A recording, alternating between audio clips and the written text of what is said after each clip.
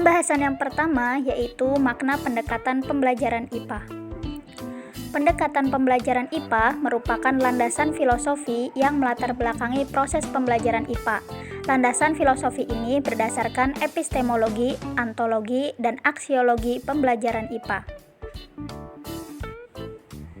Selanjutnya yaitu pendekatan saintifik. Pendekatan saintifik merupakan salah satu pendekatan yang mengarahkan peserta didik untuk menggali berbagai informasi secara ilmiah.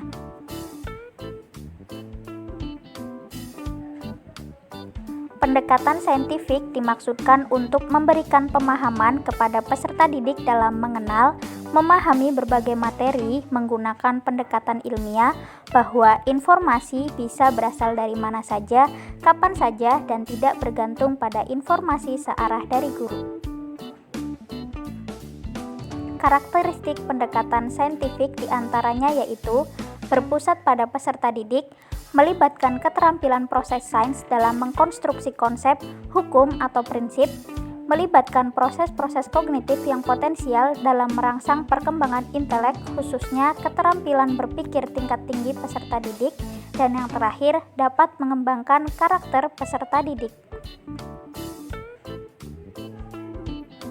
Tujuan pembelajaran dengan pendekatan saintifik adalah untuk meningkatkan kemampuan intelek, khususnya kemampuan berpikir tingkat tinggi siswa. Yang kedua, untuk membentuk kemampuan siswa dalam menyelesaikan sesuatu masalah secara sistematik. Yang ketiga, terciptanya kondisi pembelajaran di mana siswa merasa bahwa belajar itu merupakan suatu kebutuhan.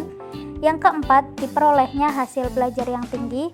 Kelima, untuk melatih siswa dalam mengkomunikasikan ide-ide, khususnya dalam menulis artikel ilmiah. Dan yang terakhir, untuk mengembangkan karakter siswa. Selanjutnya yaitu pendekatan keterampilan proses. Pendekatan keterampilan proses adalah proses pembelajaran yang dirancang sedemikian rupa sehingga siswa dapat menemukan fakta-fakta, membangun konsep-konsep dan teori-teori dengan keterampilan intelektual dan sikap ilmiah siswa sendiri. Pembelajaran dengan pendekatan keterampilan proses dilaksanakan dengan maksud karena IPA merupakan alat yang potensial untuk membantu mengembangkan kepribadian siswa. Kepribadian yang berkembang merupakan prasyarat untuk melangkah ke profesi apapun yang diminati oleh siswa. Dengan demikian, pendekatan keterampilan proses adalah perlakuan yang diterapkan dalam pembelajaran yang menekankan pada pembentukan keterampilan, memperoleh pengetahuan, kemudian mengkomunikasikan perolehannya. Keterampilan memperoleh pengetahuan dapat dengan menggunakan kemampuan olah pikir atau kemampuan olah buatan.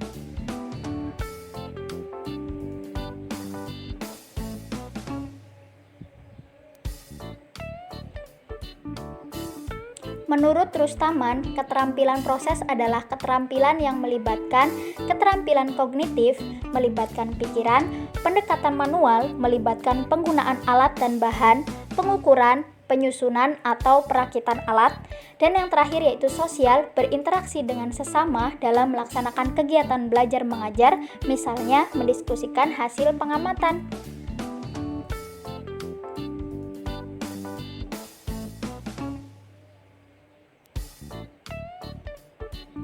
Tujuan pendekatan keterampilan proses. Pembelajaran adalah mengembangkan kemampuan siswa dalam keterampilan proses atau langkah-langkah seperti mengamati, berhipotesa, merencanakan, menafsirkan, dan mengkomunikasi.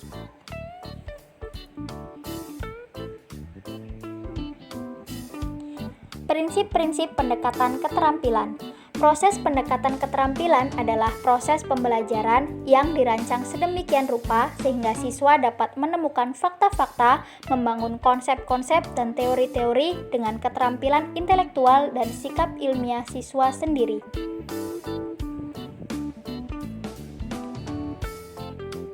Kemampuan yang dikembangkan dalam pendekatan keterampilan proses. Usman dan Lilis Setiawati menyatakan bahwa ada 7 kemampuan yang dikembangkan dalam pendekatan keterampilan proses. Antara lain yaitu Yang pertama, pengamatan, yaitu keterampilan mengumpulkan data atau informasi melalui penerapan dengan indera. Kedua, menggolongkan, yaitu keterampilan menggolongkan benda, kenyataan, konsep, nilai, atau kepentingan tertentu. Untuk membuat penggolongan, perlu ditinjau persamaan dan perbedaan antara benda, kenyataan, konsep sebagai dasar penggolongan. Ketiga, yaitu menafsirkan, yaitu keterampilan menafsirkan sesuatu berupa benda, kenyataan, peristiwa, konsep, atau informasi yang telah dikumpulkan melalui pengamatan, penghitungan, penelitian, atau eksperimen.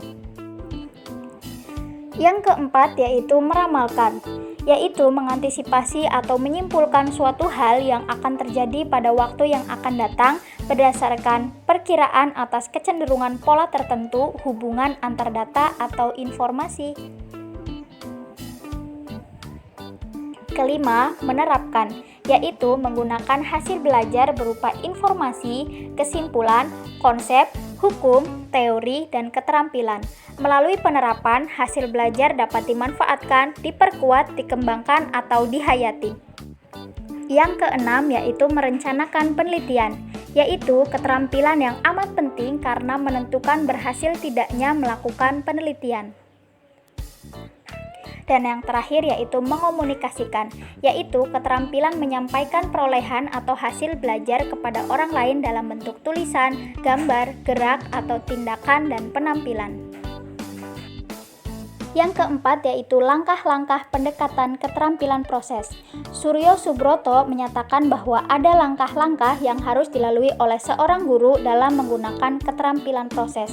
Di antaranya yaitu: yang pertama, pemanasan, bertujuan untuk mengarahkan siswa pada pokok permasalahan agar setiap siswa siap, baik secara mental, emosional, maupun fisik. Yang kedua, pengulasan langsung pengalaman yang pernah dialami siswa maupun guru. Yang ketiga, pengulasan bahan pengajaran yang pernah dipelajari pada waktu sebelumnya. Dan yang terakhir, kegiatan-kegiatan yang mengunggah dan mengarahkan perhatian siswa, antara lain meminta pendapat, saran siswa, menunjukkan gambar, dan lain sebagainya.